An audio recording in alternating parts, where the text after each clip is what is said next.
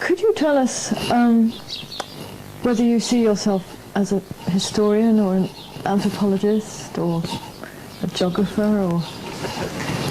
That's a difficult question to answer because I never went to university, so I don't have what you might call a trade union label on me. And if you ask a historian, he'll tell you I'm a geographer. If you ask a geographer, he'll tell you I'm an anthropologist. If you ask me an anthropologist, and so on around the circle.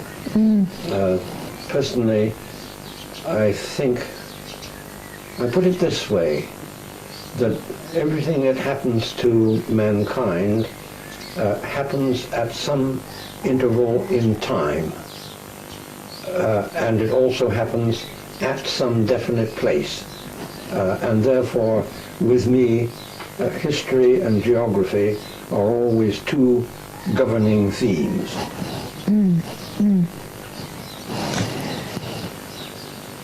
So how did you come, in fact, to be interested in Mongolia?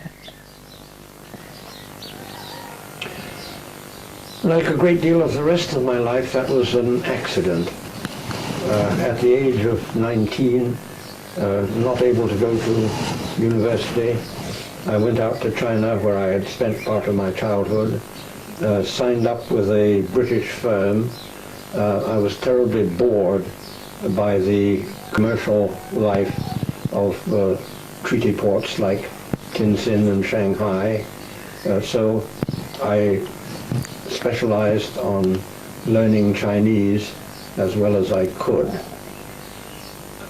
Now, a peculiarity of what the Chinese, quite rightly in most ways, call the unequal treaties was that we foreigners had lived in so-called concessions in the treaty ports, where Chinese were admitted only on sufferance. But on the other hand, we couldn't open branch offices in the interior. In the 1920s, China was in a turmoil of civil wars, and all kinds of things were going on which the foreigners couldn't control by the old-style gunboat diplomacy.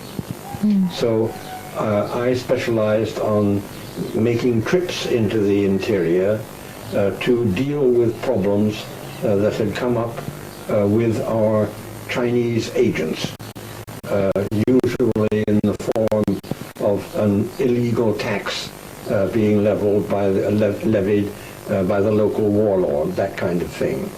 Well, after I had a certain amount of experience at this, I went up one time by the railway to the edge of Inner Mongolia, to what was then Railhead. And there we had caravans coming in from Mongolia and from Xinjiang, Chinese Turkestan, even from Tibet. And it was fascinating to see them, these camels, plodding into the railway freight yards, kneeling down alongside the freight wagons, and the loads taken off and put straight into the wagons. The age of Marco Polo meeting the age of steam.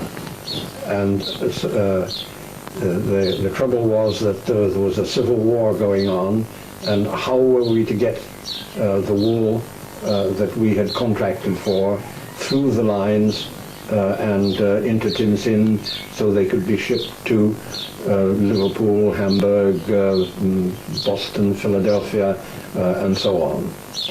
Well, I managed to wangle that deal and got my cargo through.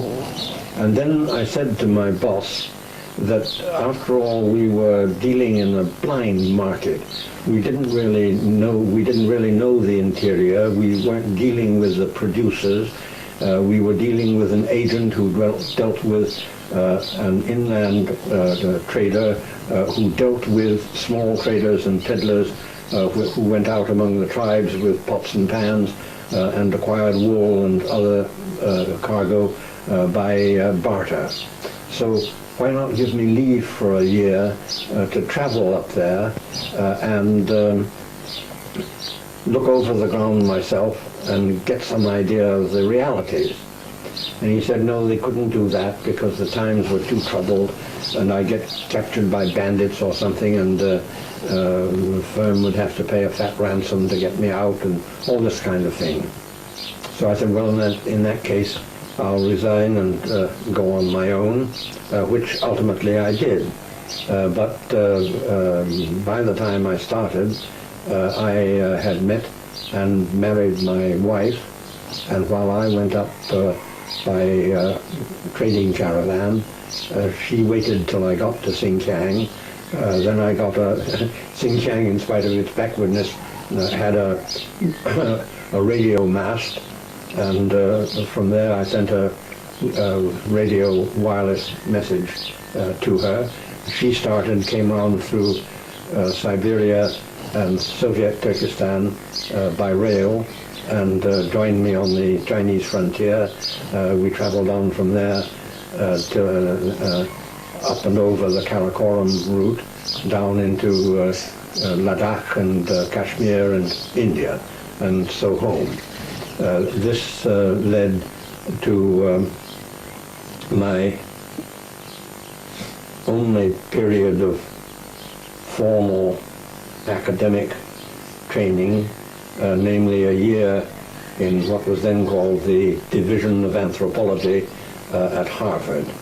Not to get a diploma or anything of that kind, but just to acquaint me with what social scientists were interested in, and to know something about their methods and outlook and so on. So then back to China, a year in Manchuria, and then several years after Manchuria, I decided, well, now I've traveled through Inner Mongolia by caravan to Central Asia, and I've traveled in Manchuria. But all this has been done depending on use of the Chinese language. And I've traveled among Mongols, but I've been dependent on Mongols who could speak Chinese. And that doesn't get you to the heart of the matter. I've got to learn Mongol. So I spent a winter in Peking with a very good Mongol teacher who got me well started on both the spoken and the written language. The next spring I went up to Inner Mongolia and found a marvelous chap with whom I traveled year after year for a month or two every year. He was a Khalkha. No, he was not a Khalkha, he was a Jaksin from the west of what we used to call Outer Mongolia, now the Mongolian People's Republic, and a first-class camel handler, and he didn't know any Chinese or any Russian or anything but Mongol, which was just what I needed. So I bought 4 camels and we just launched off, each man riding a camel and leading a loaded camel, and knocked about aimlessly in Inner Mongolia, sometimes camping alongside Mongol camps and sometimes camping on their own. And by the end of that first journey with him, I'd really broken the back of the problem of using the language and entering into the life. Could you tell us something about the caravans and what they carried and what kind of people were on them? Yes, that's one of the projects I'm working on now, because everybody knows that there was a silk route. They usually call it Silk Road, but it wasn't a road. It was a network of routes leading from the Great Wall of China through Chinese and Russian Turkestan, finally reaching the Mediterranean. Everybody knows that existed, but nobody knows how it was done. And I'm the only European or American who has actually lived that life. And I know the practical problems. How much weight does a camel carry? What is the length of the day's march? In sandy country, in gravelly country, over mountain country, and so on. What are the problems of herding and feeding and keeping your animals in good condition. That life I've lived. So I'm writing for Scientific American a paper on the long-haul caravans. What did they carry mostly, and what did they bring down to in China? the 1920s, what they were bringing down was not only wool, but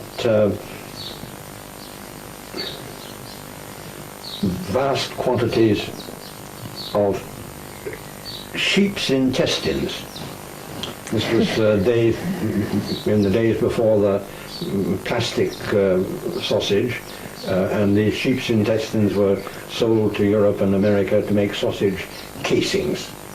From Xinjiang, Chinese Turkestan, we also brought down cotton. And this had an interesting story behind it, because in the period of the American Civil War in the 1860s, the newly industrializing Russia was cut off from its supplies of American cotton. So they got hold of some American cotton seed and began to distribute it through the oases of Central Asia, and thus by the 1920s they were growing a very good quality, long staple American cotton. And owing to the cheapness of caravan transport, and also after the First World War, the shortages of shipping and so forth and so on, for some years we could actually bring cotton down all the way from Central Asia to Railhead, then a short rail haul to Tientsin, shipment from there to Shanghai, and on the Shanghai market, which was the main textile market in China, our American cotton from Central Asia was underselling American cotton from America. What did the camels take back again? Going back, they took all kinds of things. Cloth, metalware, cigarettes, anything you could think of. And how did it work economically? Was the owner of the caravan responsible for buying and financially kind of in charge of this operation, or were there other dealers who operated caravans? We dealt, for example, with our Chinese agent in Tientsin. He had connections with an agent merchant up at Railhead. The agent merchant would hire camels from a professional caravan owning house firm. And then when the caravan set off, this is an important thing, because we always talk about the camel as a ship of the desert, which is nonsense. But a caravan is a ship of the desert, because the head man of the caravan is like the captain of a ship. His number two is like the purser of the ship, and the men who lead the camels, camel pullers the Chinese call them, are like the crew. And as on a ship, there is a whole set of conventions which you have to learn. For example, the custom was that no camel puller could be asked to pull a string of more than 18 camels. And a caravan that was too much over the number of, say, 10 strings, that would be 180, would become too unwieldy, and the problem of grazing would be difficult. What happened with money? You said that at the Mongolian end they were engaging in barter. Yeah. But by the time they got to China, it was obviously money they were By the using. time they got to China... How did that work? Oh, that was very complicated, because in certain parts of the, in a few parts of the interior, they were still using uncoined billets of silver. Then there were silver dollars. Then there were Chinese paper dollars. And some of these paper dollars were issued by the government, and some were issued by provincial governments. So that gambling on the rate of exchange was part of the art of doing trade. It added to the risks, but sometimes it added immensely to the profits. Yes.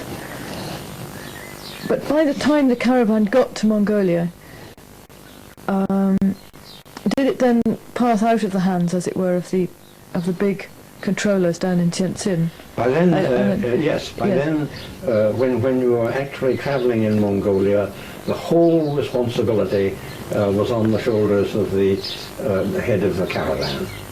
With the exception that a member of the family of the caravan-owning firm travelled with the caravan.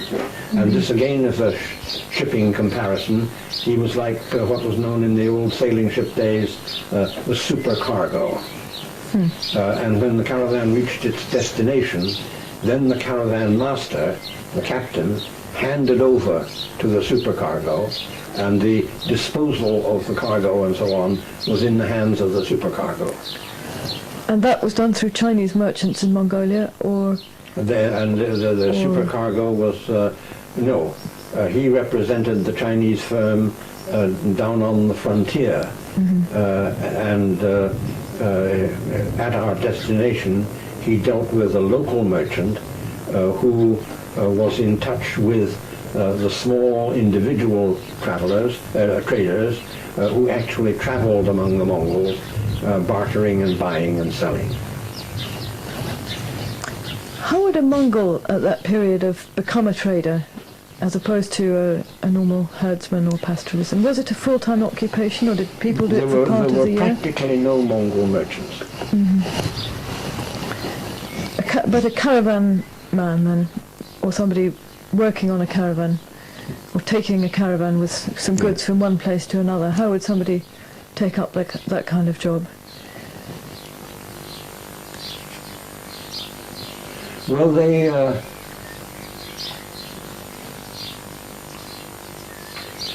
were a good deal like sailors. Sailors of the old sailing ship days. They knew the route. It was very interesting. At night around the campfire, the older men would be questioning the younger men. Now, tomorrow we start on the stage called. Do you know the name of it? Yes, you know the name. Now, what's that stage like? You see, how many hours will we march, and so on. In fact, they didn't reckon time by. They didn't reckon distance by time. When you start the day's march, just before you start the day's march, you bring the camels to water. Soon after you started on the march, that water begins to work its way through, and you have to stop and give the camels a chance to urinate. The next length takes a bit longer before they have to urinate again, and so on. And so when you're counting the distance of marching, you say, you ask, how many puddles of piddle? And that defines that day's march. But it's a sliding scale, you see, because the distance increases each time.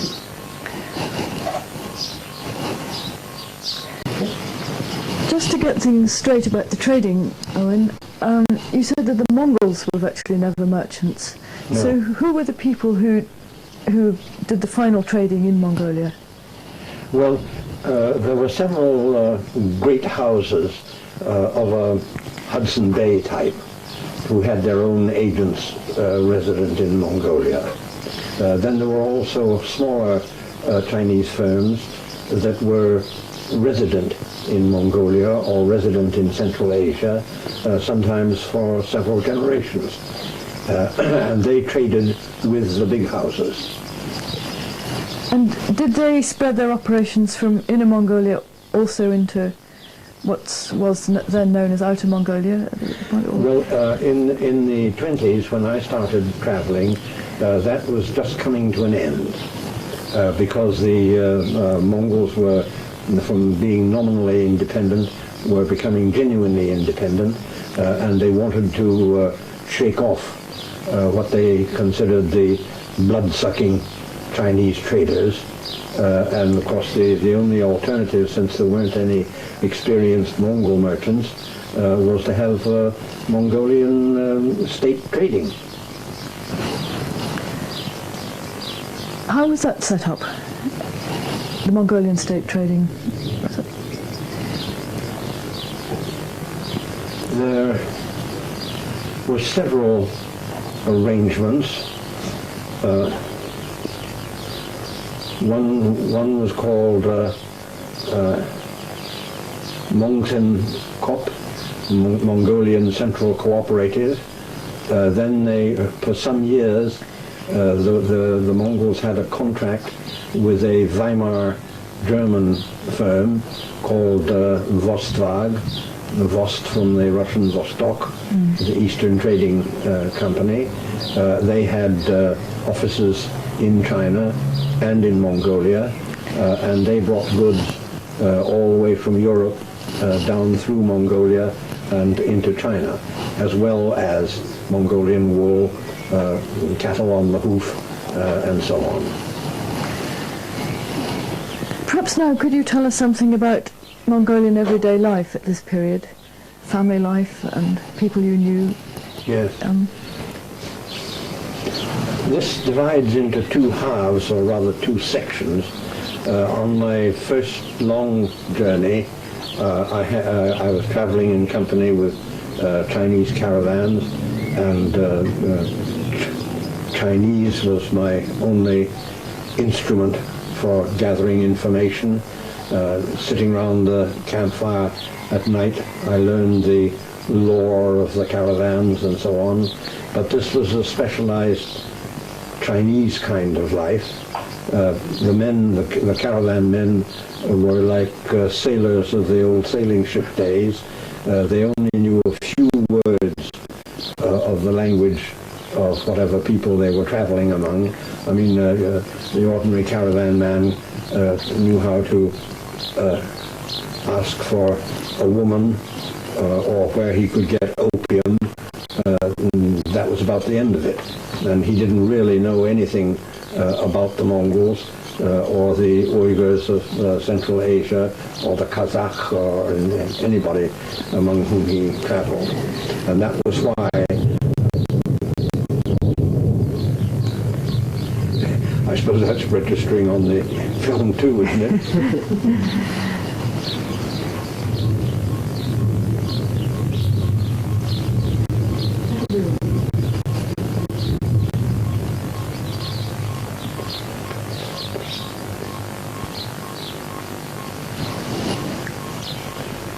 And that was why I decided that I had to learn Mongol and get in among the Mongols.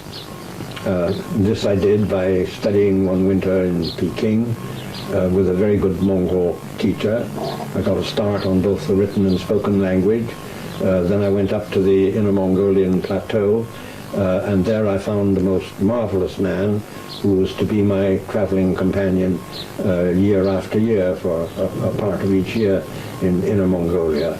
He was a Mongol from the Altai, the extreme west of northern Mongolia, the Mongolian People's Republic, who had fled into Inner Mongolia to get away from the revolution. He was a first-class camel handler, and he didn't know a word of any language except Mongol. So traveling with him and partly camping alongside Mongol camps, partly on our own, I really broke the back of the problem of learning the language. Inner Mongolia, by this time we're in the 1930s, and Inner Mongolia was going through a terrible time. The Chinese railways had reached right up to the edge of Inner Mongolia and partly into Inner Mongolia, and Chinese settlers were flooding in. The Mongols were being driven out, partly as the Americans drove out the Indians at the point of the bayonet, and partly by bribery and pressure. A Chinese province bordering on Inner Mongolia would bribe.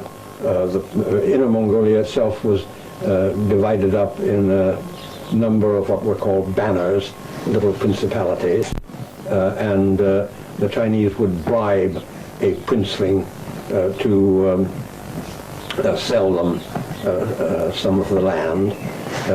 This the ordinary Mongols resented, because the Mongol tradition was that while the prince was the ruler of the people, he was not the owner of the land. The land was the collective property of the people of the banner, often referred to as tribes, but they had really evolved far beyond the tribal condition of life. So at this period, were the Mongols living in tents, yurtas, or some of them in houses? Mostly they were living in felt tents. There were some areas in which they, particularly in winter quarters, they would have mud brick huts. There were even some areas in which the Mongols had settled down and taken to agriculture.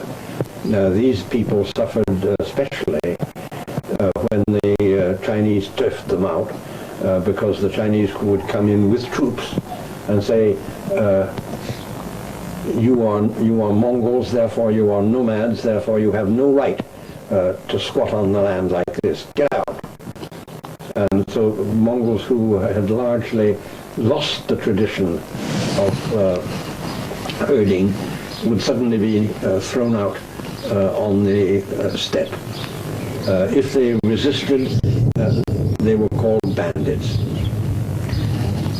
And how did they live? In small encampments, or a couple of families, or in larger groups? No, normally several families would camp together so that they could rotate the work. This is a most important point when later in the revolutionary years we come to things like collectivization and so on, because pastoral nomadism is not a primitive form of society.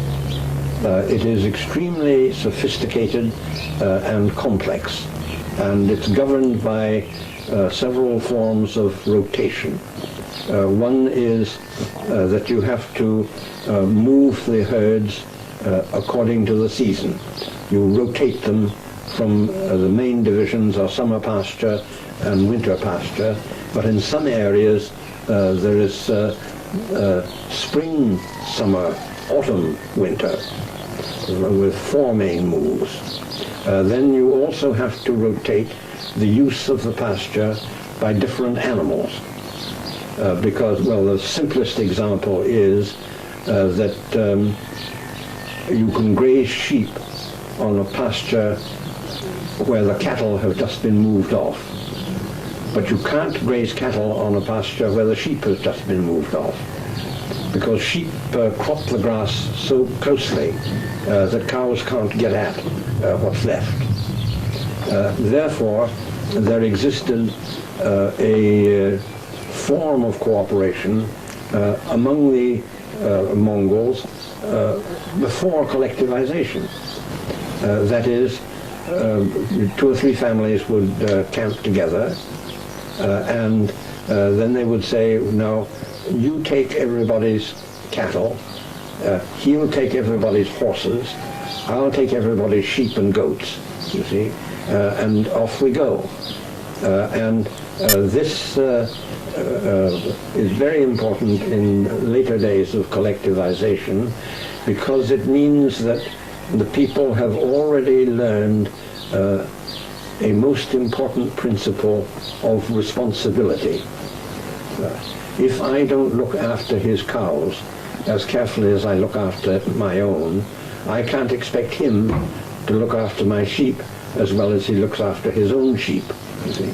So you have the principle of responsibility for other people's property. Even in the pre-revolutionary state of the Mongolian economy and society. What was the position of Buddhism at this time in Mongolia? How religious would you say people were? Buddhism at this time was still extremely strong, because side by side with the little principalities, each one ruled by a prince, and there were different grades of ratings of prince, there were monasteries. And monasteries owned land, and monasteries had their non-monastic serfs, just as princes had serfs. And monasteries owned herds, and they exploited the people.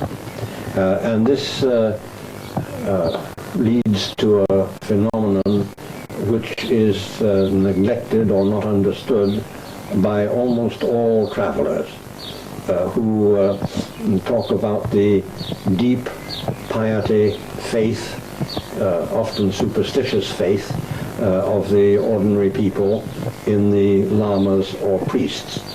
And therefore when there were riots and a monastery was burned down, they would say this was the work of agitators and so forth.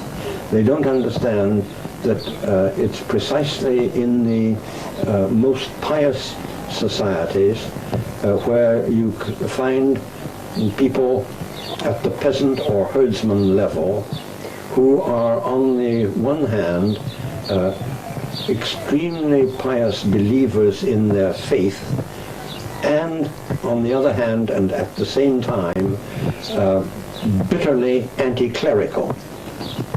And you have to distinguish between anti-religious and anti-clerical.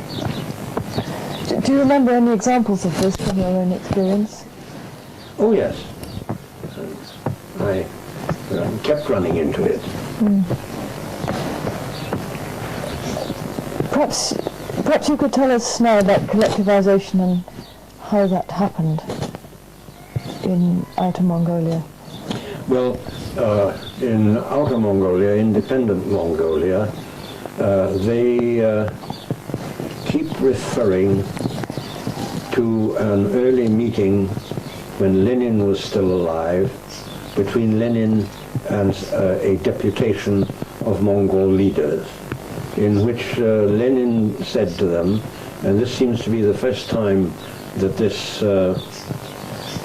phrase was used, he told them that under Mongolian conditions they did not have to adhere to the old simple Marxist stage-by-stage view of history, that first you have the tribal, first you have a slave mode of production, and then you have a feudal mode of production, and so on.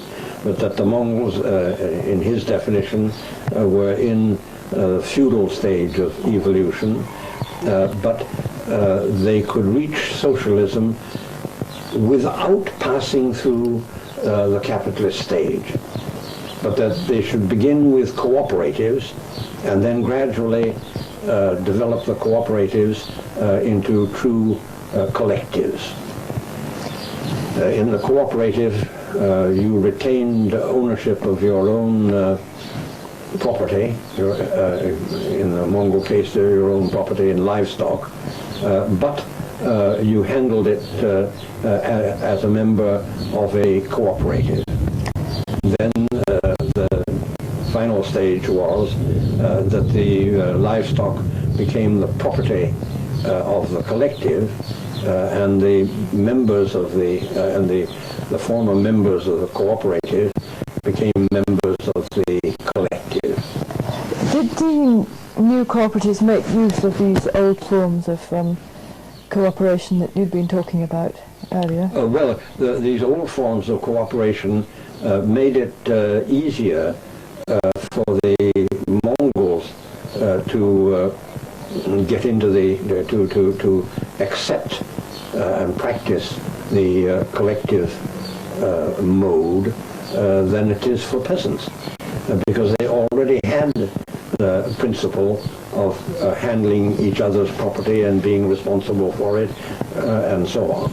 Of course, for a period in the 1920s, as always seems always to happen in revolutions,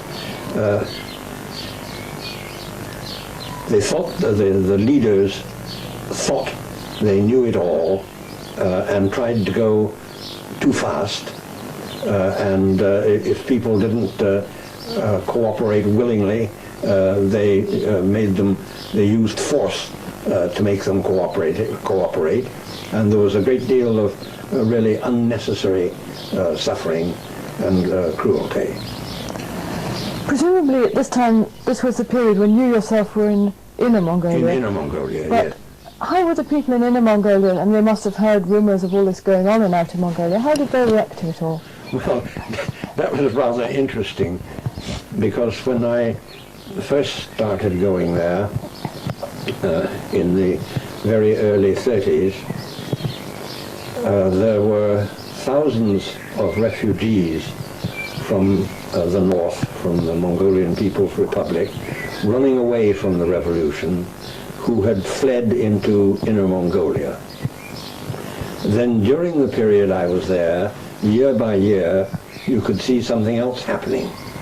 And that was that in the People's Republic, the people had accustomed themselves to the new order and were beginning to prosper, while Inner Mongolia was being very roughly handled by the Chinese, and more each year you heard of refugees from the north who said, well, we fled from home because we were looking for freedom, but this is worse than what we ran away from. Let's go back. And so there was a reverse migration, a return to their old homes. What was the effect of this, do you think, on the role of women? On the role of women?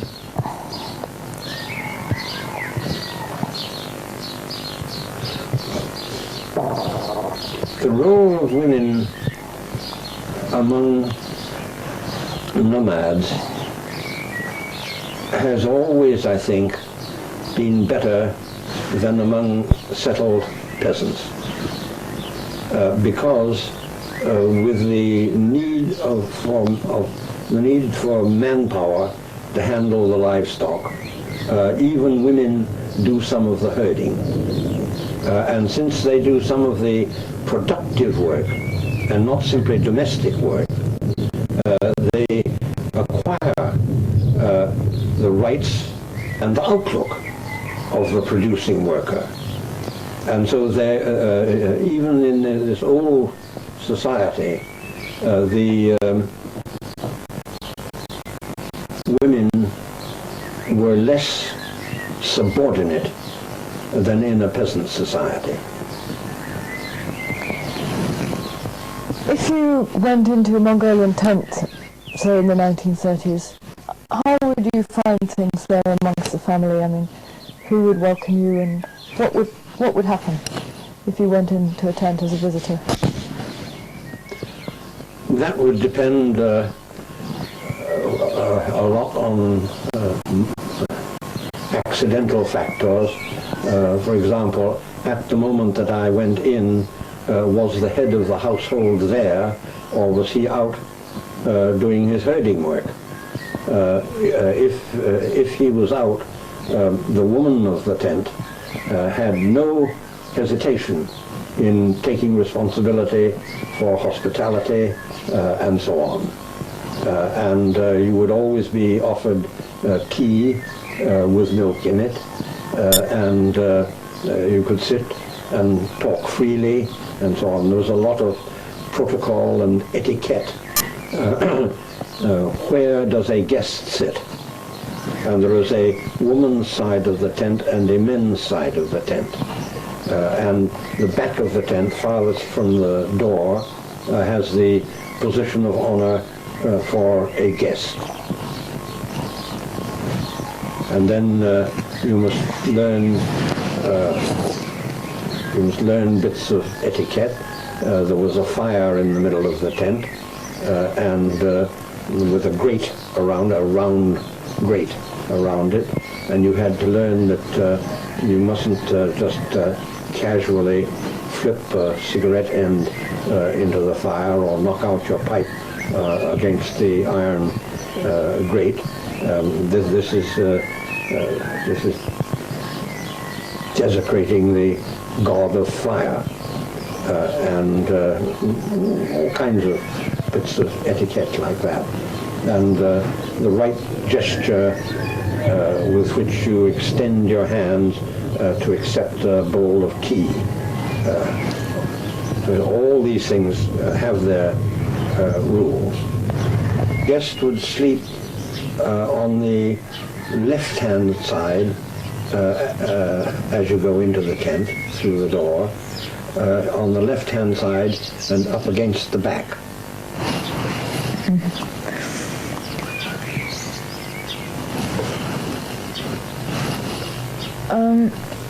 I remember reading in Weinstein's book, The Nomads of South Siberia, that he had the theory that in the areas settled by Mongols closer to China, there was a less diversified kind of economy because there was more trade with China and because there were more Chinese manufactured goods coming in, and that in the more remote areas, right out in the far outback of the People's Republic, as it is now, there was much more artisan production, more carpenters, smiths, I think that's and so true, on. yes. Was that true in your experience?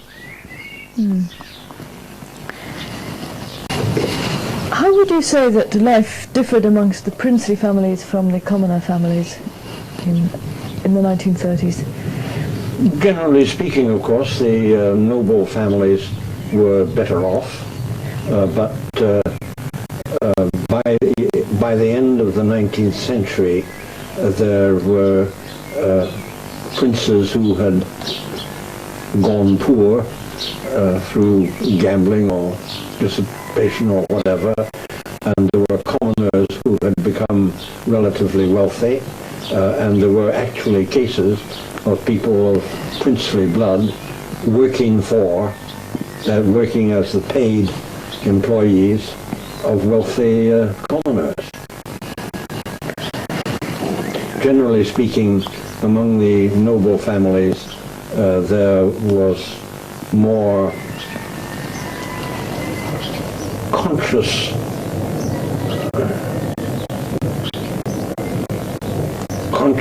upper class behavior,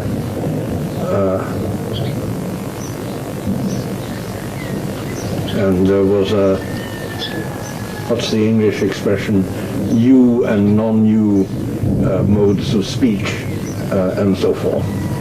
And I was careful to learn the old ceremonial forms of greeting and so forth. You exchanged those, and then you went relapsed into the ordinary language. And how did the two classes react to collectivization, and what happened to the wealthier people when collectivization was proposed? Well, I know of the case of one family who had been, at the time of the revolution, well enough off so that they had hired labor to help them look after their livestock and so forth. And they evaded collectivization as long as they could.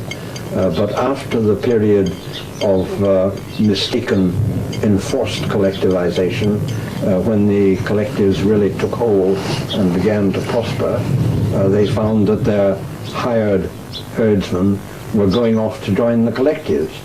So finally they themselves went to the nearest collective and asked to be admitted, and the collective authorities asked them, how many in your family? They gave the answer. How many head of livestock? They gave the answer. Ah, no, we can't take you in. We're already overloaded with stock, and we haven't got enough herdsmen, and you would just increase our problem. And finally they had to get down practically on their knees and beg before they were admitted into the collective. Now I've been out and visited that particular collective and met members of the family that are in the collective, and they're doing very well. What kind of people were the early leaders of the collectives?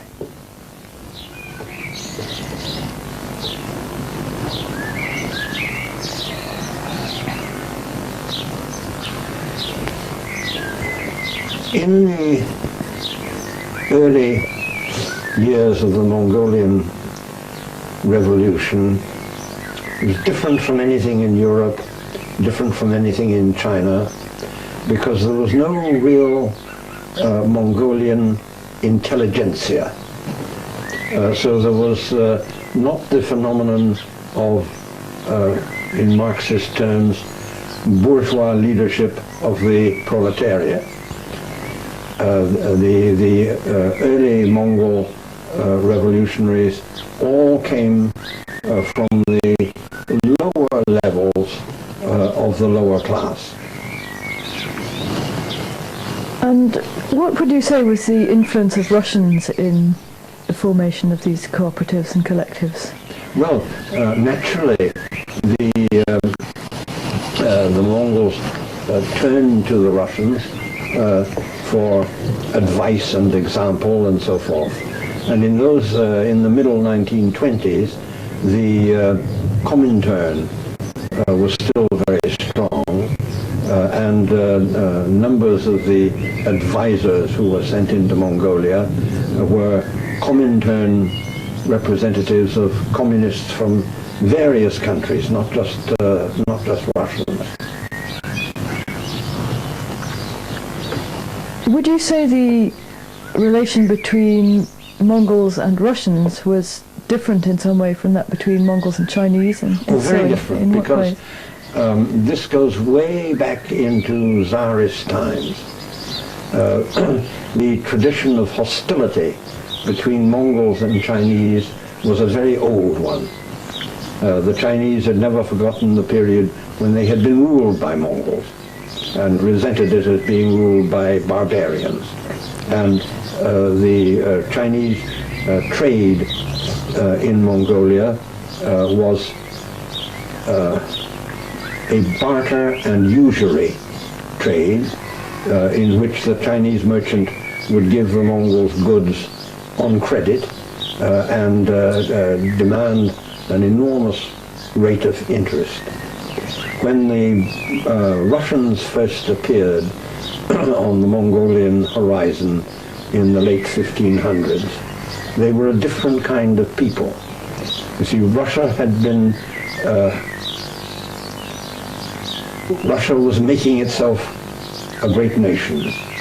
It had finally defeated the Swedes, it had defeated the Poles, it had defeated the Tatars in southern Russia, and was becoming a big-time country. And the Tsars wanted suitable revenues to support a new powerful state. And therefore, they didn't want the revenue cut off by landholders taking everything in rent and diminishing the amount that would go to the state as taxes. And they were looking for new kinds of raw material. They also needed new manpower. And from the very beginning, the Russians were recruiting Kalmuk Mongols, Cossacks, and so on, and eventually Buryats, into the Tsarist forces. Therefore, to the Mongols, the Russians were a new kind of people who brought new kinds of opportunity to the Mongols also. Instead of this dead, uniform Chinese exploitation by barter and usury. For example, in Buryatia, the Buryats were already, at the time of arrival of the Russians, the Buryats were already more diversified than the Mongols proper. They had a good deal of cultivation, for example. And when Irkutsk on Lake Baikal was founded, first as a Cossack garrison point, then as a trading post, and then increasingly as a kind of colonial city, it was the Buryat cultivators who provided the grain to feed the city. Also for purposes of trade, it was, well, not only trade, but a simple thing like house building. In those days, of course, there was a question of log buildings, and it was Buryat carpenters who built Irkutsk. And it was Buryat farmers who supplied grain to feed the city. And one Russian account from the 19th century says what the Russian brought to the Buryat was a superior plow. What the Buryats did with that plow was more skilled and more productive than what the Russian peasant did with it. So at the time of the revolution, what kind of Russians were there in Mongolia? Everything. Because there were several thousand in Urga, the old name of Ulaanbaatar, and after the Russo-Japanese War and after the abortive 1905 revolution, all kinds of Russian political refugees sought a living in Mongolia. So that among the Russians in Mongolia, you could find social democrats, you could find, what do they call, SR, social revolutionaries, and you could find anarchists, as well as Bolsheviks. And there was a great deal of discussion and debate among the Russian community in Mongolia, and Mongols who had learned Russian learned their politics largely in this kind of free-for-all debate. You see, with the growth of Russian influence and the growing importance of Russian trade, interpreters were needed. And the Russians, as was in Tsarist times, set up a school for interpreters in Urga. Now the princes, the nobles, totally missed their opportunity. They didn't want to send their sons to go and learn a job like that. So they would send one of their serfs. That's thus the first tentative intelligentsia of the Mongol Revolution were these sons of serfs who had learned some Russian to work as interpreters. That was the case, for example, with Tribalsan. And then most astonishing of all was that these nobles who prided themselves on their descent from Genghis Khan and so forth, and the glorious military tradition of the Mongols and whatever, they wouldn't even send their sons to the new military school when Mongolia tried to form a national army. Sukhbatar, generally regarded as the father of the revolution, he was the son of a serf who had married against the will of his family and his wife's family, and run away from northern Mongolia to Urga. He was traced and threatened with being repatriated to his own little principality, and then allowed to get out of it by sending his son to the military school instead of the son of one of the noble family of his principality. And that was where he started to learn Russian and so on. And incidentally, even the times were so troubled in Russia itself, and the chemical change of politics in Russia was so rapid that even among the military instructors at the military school in Urga, there were also left-wingers. And I suppose there was a Russian presence also in the Cossacks, who were stationed along the border between Russia and Mongolia, that northern border. Oh yes. And this again shows the difference between the Chinese and the Russian contact with Mongols. Very soon after the Russian occupation of Buryatia, Buryat Cossack regiments were formed. And some of these regiments had some Russian officers, but they also had Buryat officers. What would you say was the relation between the Mongols proper, Khalkh Mongols, and the Buryats? And were they in some sense jealous of the Buryat advantages in relation to education and so on?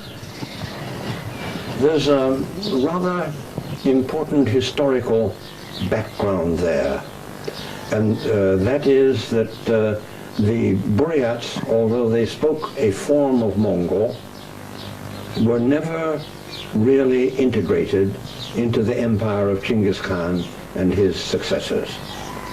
So the Mongols themselves don't now, and never did, use the expression Buryat Mongol. A Mongol was a Mongol, a Buryat was a Buryat. And even today, a Buryat girl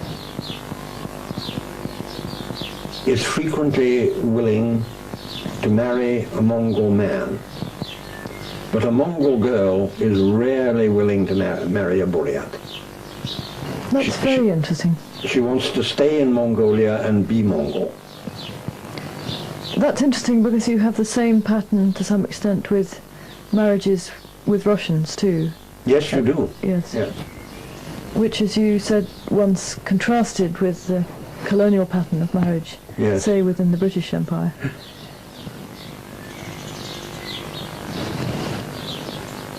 Could you tell us about that?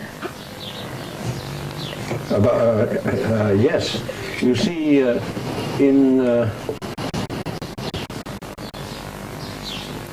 in South Russia, there was a historical pattern that continued into the period of Russian expansion into Central Asia. That is an ebb and flow of power.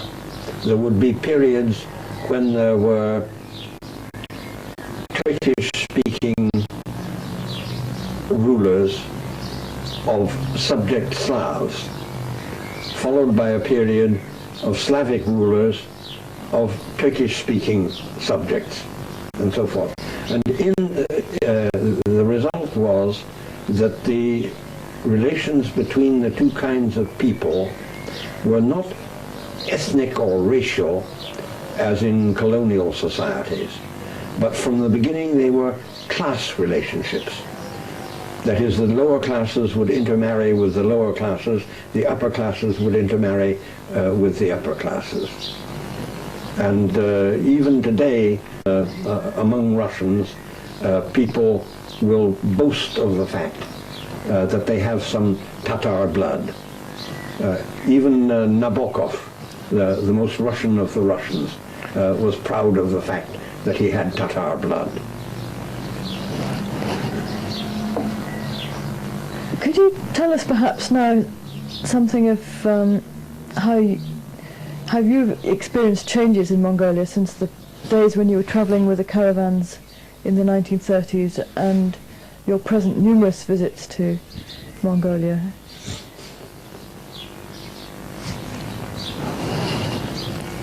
It's a curious pattern of great changes combined with strong continuity. Out in the countryside, if you go into an encampment, you encounter the old modes of politeness, courtesy, hospitality to a guest, and so on. At the same time, in the new urban complexes, of which Ulaanbaatar is the principal one, more and more you are finding young Mongols who can ride a motorbike much better than they can ride a horse. And also, this goes beyond ideology and political system. We're finding it all over the world, in the developing countries, that urbanization, rapid urbanization, brings the problems of urbanization. In Mongolia as a whole, one of their great problems is shortage of manpower. Unlike anywhere else in Asia, their problem is one of underpopulation rather than overpopulation. So you get a family that has moved in from the country. The father has a job, the mother has a job. Life is very good in some ways. Medicine, education, and so on are totally free. But there is a problem when children come home from school before father and mother come home from their jobs. And among these children, you get a certain percentage of juvenile delinquency, vandalism, and so on. Then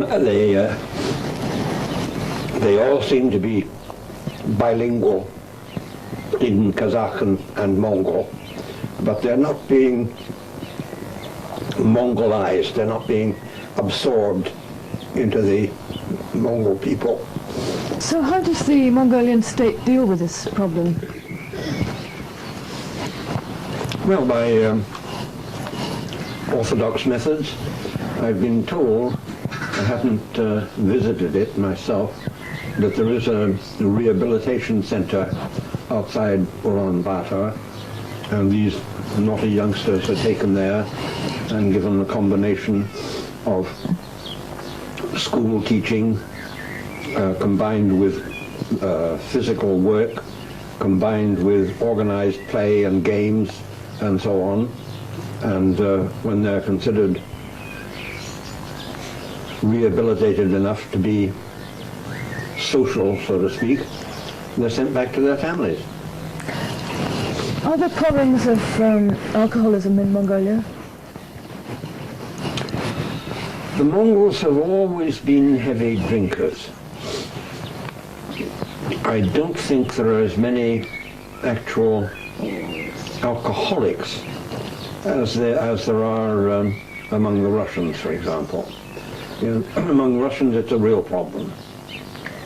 And I suppose the Mongols still do drink what's called kumis in the West, and there are kinds of but drink which are not as strong as vodka, are they? No, well, you can, you see, mare's milk, you can ferment to about the strength of beer. Then from this fermented milk, you can distill. And what's the Mongol saying? You can redistill and get a finer, stronger drink. There's a Mongol saying that distilled milk is good, twice distilled is better, 3 times distilled is superb, 4 times distilled is straight poison.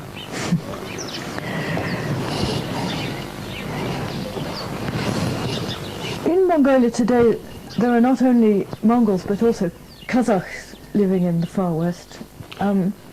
Could you tell us something about them? Yes, they are the most important minority in Mongolia.